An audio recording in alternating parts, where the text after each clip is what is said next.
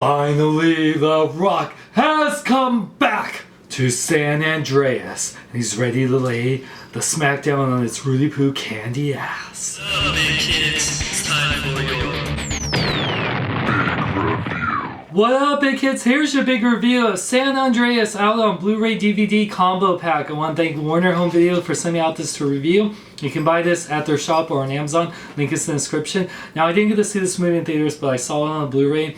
And this feels like Roland Emmerich, who directed Independence Day, The Day After Tomorrow, 2012, the bad Godzilla movie. But this was directed by Brad Peyton. Now, this movie is pretty much what you expect. The Rock, he plays a family man, divorcing family man, who is a helicopter rescue pilot. He rescues people for a living. There's some little side story, minor spoiler, where he had two daughters. One of them died and he was able to save them. And but yeah, basically Paul Giamatti's character finds out that the San Andreas fault is going to be activated. Pretty much, if you live in California, you are screwed. You are like rock bottom screwed. You know what I'm saying? Yeah. Pretty much, we see L.A. and then San Francisco. They're just gone. I mean, especially, I remember I was at the WonderCon panel and they pretty much said the San Andreas fault is under downtown LA, and yeah, it would be like, yeah, LA would be screwed. It just, yeah. That's what this movie, if you're planning to move to California, or if you live in California, this will make you not want to live there anymore, but I still love California. I don't care. But, yeah, the movie is pretty much what you expect. It's HD destruction porn spectacle. The Rock is being badass and charming. He actually has some really cool tender moments too, which is really cool. Rock really, Dwayne Johnson really gets to show his acting chops, and we got what's her name, Gina, Carla Gugino, who plays his estranged wife, and she has some cool parts. She's really good. And then Alexis Dario plays his daughter, who is freaking gorgeous, amazing eyes, and she's pretty good. I know her from Percy Jackson's and True Detective.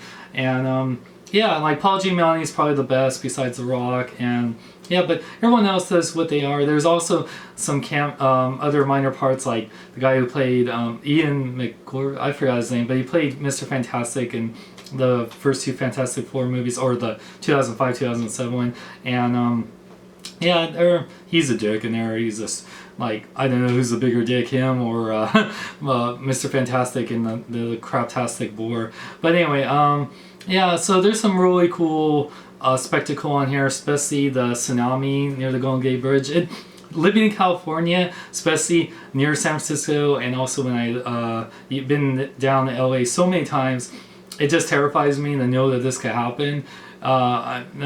We don't know if this would happen anytime soon, but knowing this would happen would terrify me. So yeah, but there, like I said, if you've seen 2012, Day After Tomorrow, it's really along those reigns. Like, don't expect it to be Oscar-winning, award-winning film or blow you away in terms of special effects. The special effects are really good, but yeah, I mean, you definitely see buildings and explosions and buildings collapse, and it's just, yeah, and definitely, like I said, it's good, just not great. But that, I give the movie, for what it is, a 3 out of 5. Like I said, it's, it's a disaster movie, so yeah.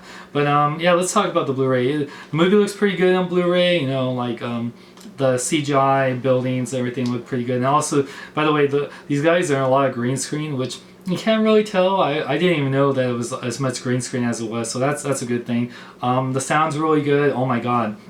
If you have the sound even remotely loud, the bass from this movie will knock things over wherever you have surround sound, so watch out for that. Let's talk about special features. So one thing I always love in Blu-rays, you get audio commentary by Brad Peyton. He talks about a lot of the technical aspects, working with the cast, and all the things like the visual effects to pull off all these crazy scenes that he had to film. It would have been cool if he got The Rock in there or some of the cast members, but I always appreciate director's commentary.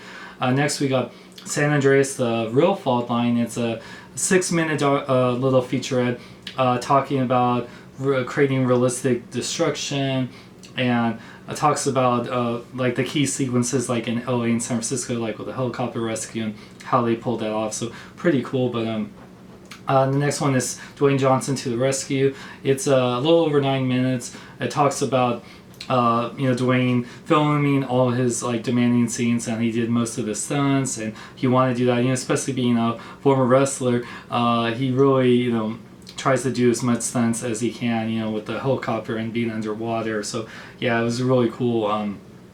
They did that, and even Alexis Ciaro, who did the underwater scenes too, so they trained to stay underwater. So that's a pretty cool thing. Yeah. And then next is Scoring the Quake, talking about it's like a 6-minute featurette talking about how they got that cool score. They actually tore down or destroyed a piano to create little bits of sound for the score, for the destruction. I thought that was pretty cool. And then there's almost 5 minutes of deleted scenes, and you can choose again with commentary, which is always awesome. Little things, and some are alternative scenes, and you can, nothing too big, just 8 little scenes, nothing too big that you won't miss. And then there's about a minute and a half gag reel, which shooting a movie like this, it's on a comedy, but it's just little, it mostly them smiling or messing up during the takes. It's cute. And then there's a 3-minute stunt reel which shows stuntmen at work, stuntmen and women shooting key sequences, which is pretty cool. I think that's a pretty cool thing, seeing all the stunts at work. So a good amount of special features. So yeah, with that said, like I said, I give the movie a 3 out of 5, and the special features are pretty good. You get some cool stuff, showing how the movie was made and how they were trying to make it realistic to how what would really happen if the San Andreas. So like I said, if you're a big fan of 2012 Independence Day, or Day After Tomorrow, and a lot of those type of disaster movies, Deep Impact, whatever, then you enjoy it, especially if you're a fan of rock. Otherwise, if you're not into those type of movies, maybe just rent this, I guess. But yeah, thanks to Warner Home Video for sending me out this to review, and you can buy this on Amazon or at the website, link is in the description. And for more, check out my website at seanxlong.com, as well as hugenerd.net, and like me on Facebook, follow me on Twitter, Instagram, links in the description. I'm Sean Long. May I live long and love life.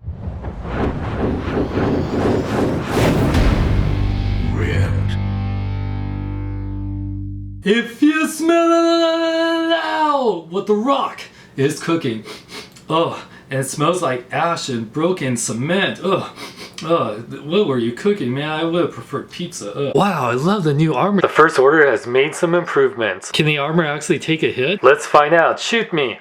Nope. Wow, they should call it First Order some new